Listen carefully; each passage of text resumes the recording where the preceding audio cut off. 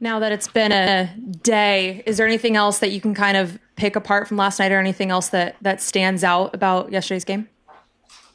Well, there's a million things, and that's obviously the difficult part of playing a team like that on the road, just in that environment. Every single excruciating detail in your mind is the difference in the game, and so the key to that is as you take inventory as a coach first and foremost, and our staff certainly has done that of ourselves, and then your unit, and then individually amongst the players, is you learn from it. You take inventory of it, you write it down, you look at it, you don't turn the page yet. You read the page, you digest it, you fix it, and then maybe you burn it and move forward.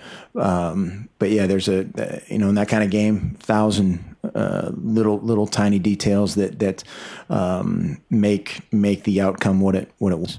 Mark, it seemed like the tempo wasn't quite as fast last night. Was that something that was predetermined going in, or was it just how the game wore out? Or were on? Yes and no. How they defend brings up kind of some things where you want to whatever formation things a little bit differently, motion things a little bit differently. But when we were in go fast mode, we weren't going at the tempo we need to be operating at. And so that's something that we will certainly address and get situated. Mark, with Charles Nelson coming back and seeing how effective he was that first couple of series, what happened afterwards? Did they just kind of make some adjustments because he didn't catch any balls after the first quarter? A few things, but yeah, again, they're gonna make some adjustments. We did some things.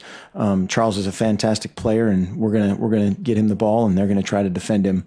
But there's always things that happen through the course of the game that can affect a guy's ability or not to get the ball. Yeah, it's Coach. Similar to Warren's question, against Eastern Washington, you had like a third down, didn't get it, and then you just quickly got up, I think it was in the goal line, and got a touchdown on 4th and 1.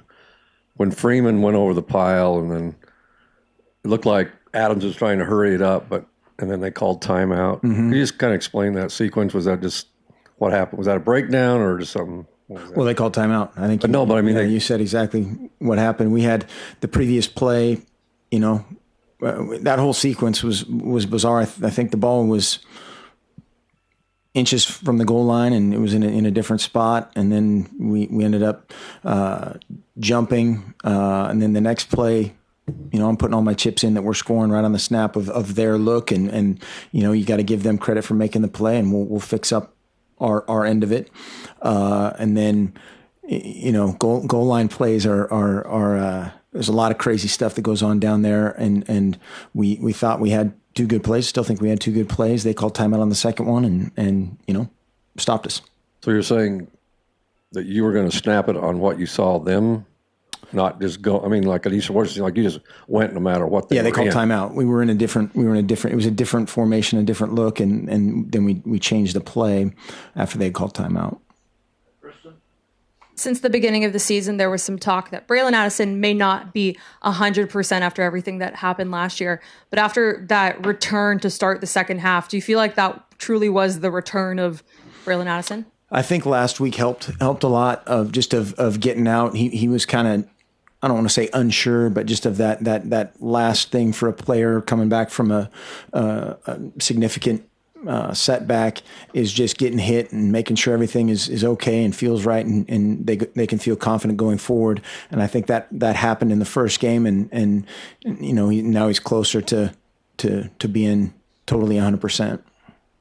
Ryan, based on the reaction you gauged from your guys last night, how did that reaction compare to maybe the reaction after the Arizona loss last year? Similar, and unfortunately we can fortunately and unfortunately, we can pinpoint, reactions from losses. And so there's a few guys or a bunch of guys that were in that same locker room. And we just talked about how that galvanized us last year. And there's absolutely zero reason why that can't happen again. Again, we had so many little things, whether it's, gap errors, dropped interception, there's so many things that guys, again, you can sit there and watch film and go, oh my gosh. And that again, that's what makes it that much more frustrating, but you can't dwell on it. You have to fix it and move on. And again, we will, and they will. Right here, Matt.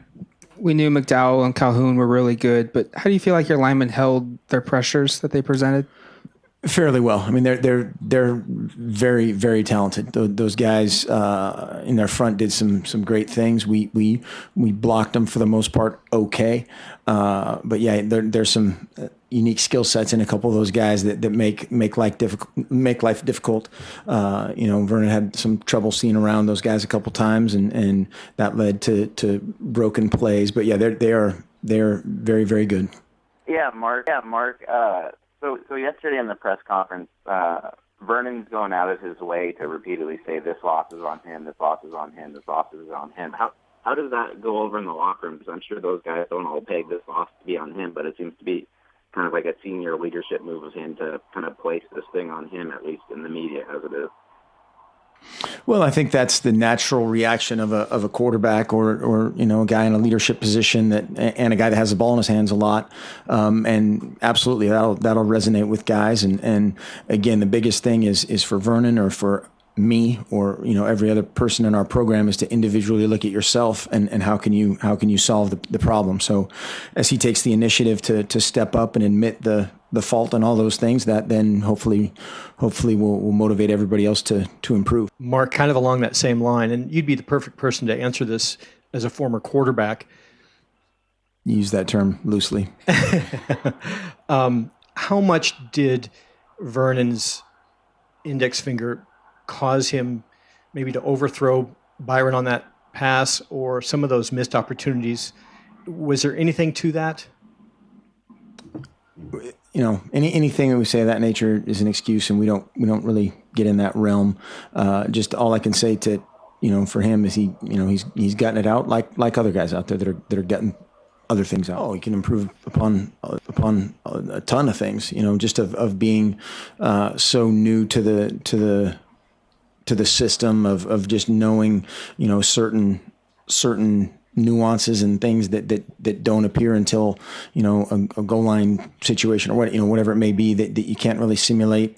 Obviously, and I know he talked about it last night freely of just throwing the ball away a couple times when the moment calls for it. But at the same time, that's what makes him such a competitor. Is those guys want the ball and they want to make the play, and sometimes throwing it to row 26 is the right play.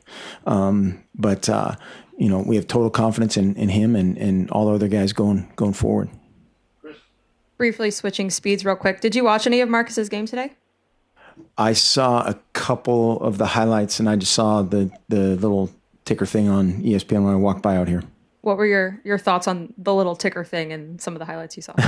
Well, the ticker it's something to the effect of first day history or something. So that's pretty much par for the course in his world of breaking records on game one. So that's very cool and obviously very happy for him. And at the same time, I'd like to say not surprised. Matt? I know teams get the ball out quickly. At least Eastern Washington did with the quarterback. One sack and 87 pass attempts. Are you okay with the pressures that you guys are getting on quarterbacks, or are they doing stuff that just kind of minimizes that? Well, you're never satisfied unless there's a ton of sacks and pressures. We did move him several times, and last night is that much more frustrating because I think we got to him. Our defense really rallied there at the end, and just to complement one another and finish that out would have been a huge confidence boost for everybody.